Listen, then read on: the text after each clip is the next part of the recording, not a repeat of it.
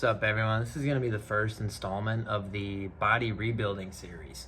So what this is mostly going to consist of are the things that helped me the most along my journey in all of my injuries that I've sustained, as well as all of the clients that I've worked with over the last 9 years. And pretty much everyone is dealing with the same issues unless you are coming off a very serious injury. And what typically is going to happen, everyone tries to do the same approach, and there's a weird disconnect between physical therapy coming right off an injury. Let's say you tore your meniscus or ACL or a rotator cuff or something along those lines, and then you go to PT, and then once you stop having pain, they set you free and tell you to start going to the gym again. And I get a lot of clients that have had injuries in the past, or they just work a very sedentary job and have a sedentary lifestyle. So they start to take on the seating position, right? The shoulders roll forward, the thumbs turn in, and you're basically stuck in your sitting desk position like you're working all day. So what starts to happen is over time, you slowly start to lose that range of motion. Then when you try to go into these activities, for most people, if they're going to the gym, it's going to be weightlifting or yoga or bodybuilding, powerlifting, that type of stuff. And if you are having those injuries and you haven't gotten to the point where you have good hip flexibility, where you can run without pain, jump without pain, sprint without pain, these are all things that are very necessary to keep in mind as far as, determining if you have a program that's right for you. It's so common that people go into the gym either two to 6 times a week, and they're just pushing the weights around mindlessly. Then over time, everything starts to tighten up, because you have to be able to balance the flexibility and mobility as well as the strength. And if you can push weights, but you can't move your own body effectively, you're always going to have pain issues. So those are the things that I want to address in this body rebuilding series, because I was able to take myself from someone who couldn't even walk a mile without pain. I could walk a mile, I could walk longer than that. It just depended how much pain I wanted to deal with, because I was just very tight. And I went from being an athlete, doing the typical, probably what most people would be used to in high school, the like football type of lifting, power clean, deadlift, bench press, all that type of stuff. And like I said, that's great for building, just strength in general and putting on mass.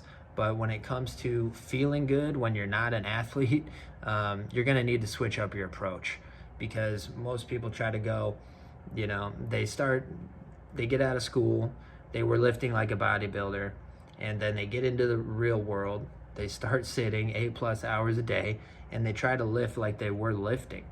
And these people come to me pretty much down the road when they can't do it themselves anymore. And we have to go all the way back to square one to start addressing these movement limitations. So it's going to be a different process, and you have to think differently as well, because all of the ego lifting that you probably learned from bodybuilding and powerlifting, where most of the reps are mindless, you're focusing on just moving the weight. If you're advanced, you're going to be working on the contraction and how it feels, but most people really aren't aware of how these movements are supposed to feel. So if you jump right onto the machines and you don't have any body weight strength, you're kind of setting yourself up for failure long term, because if the goal is to just look big, that means you're going to have to be lifting like that for the rest of your life. And the thing is that lifting that way isn't maintainable. I've worked at a public gym for 9 years at this point. You know how many people that I see moving well over the age of 40 that are lifting that way? Zero.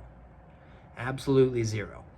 And, it's just not what you want to do, because if I see every single person that comes into the gym and there is nobody over 40 lifting that way without injuries that can move well, the bar is very low.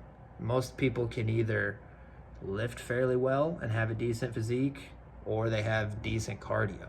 If you can walk for an hour, I don't really consider that good cardio. right? If you can run 3 to 5 miles at a decent clip, then we're starting to, get into the endurance level.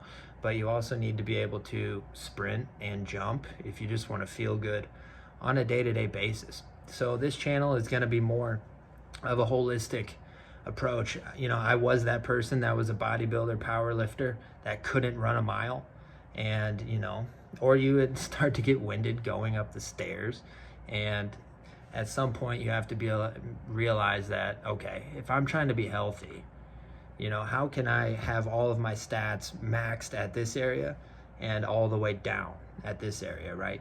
That's not how it should be. I wanted to eventually be able to do races, half marathons and marathons. I'm not there yet, but considering where I was probably about 3 or 4 years ago, once again, not being able to walk or run or jump without pain, not being able to go through whole workouts without having impingement issues or numbness or things like that. And that is from 10 plus years, more than a decade of lifting like most people do. And it comes to the point where, if you want to continue doing what you're doing, your issues are just going to get worse. So you're going to have to completely switch the approach. And it took me a lot of trial and error to figure it out. And pretty much everything that we're going to be doing is the opposite of what you're used to. You're probably used to only doing 8 to 12 reps, unconscious, mindless, just focusing on, pushing the weights and hitting the reps. This is going to be very different because that same approach has gotten you to where you are.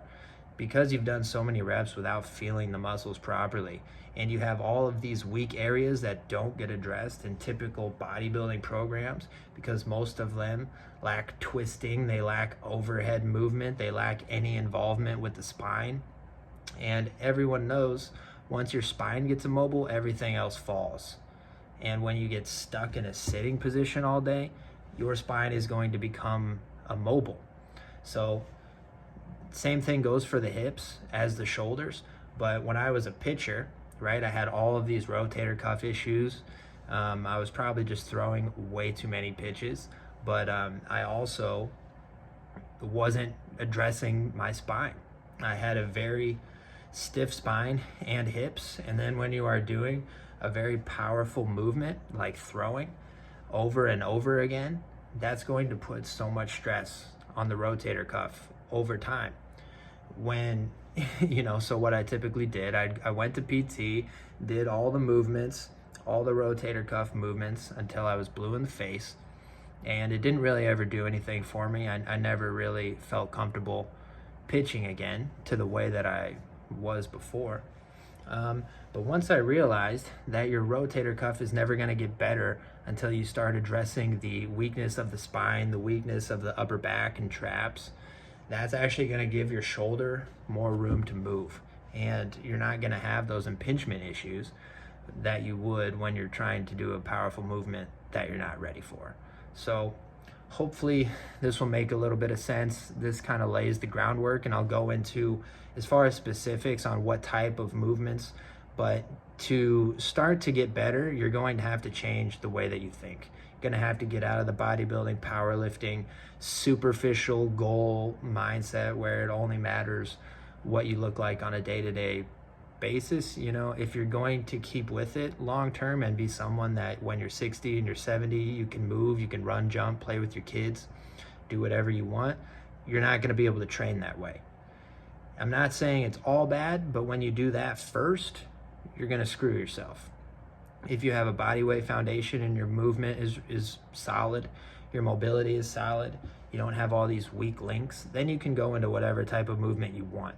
So I always tell people, build the body weight strength first, have the ability to twist, run, jump, sprint, and then if you want to go into the weight room and put on some size, you can. But if you're going to try to put all, just a ton of mass on a foundation that is weak, you're going to be screwed. You're going to have a ton of issues, and you're going to be like every other person.